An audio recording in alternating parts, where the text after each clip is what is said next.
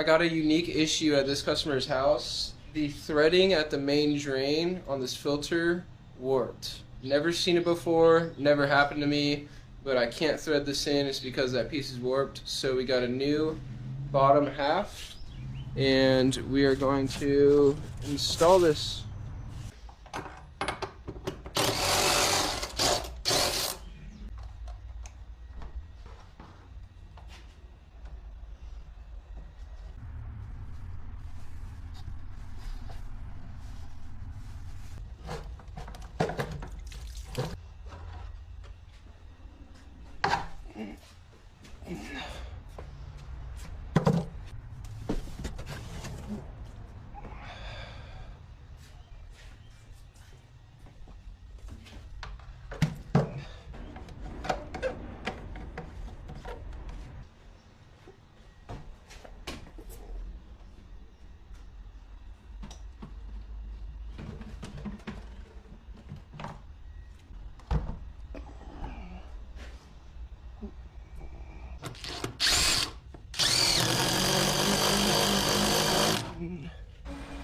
All good.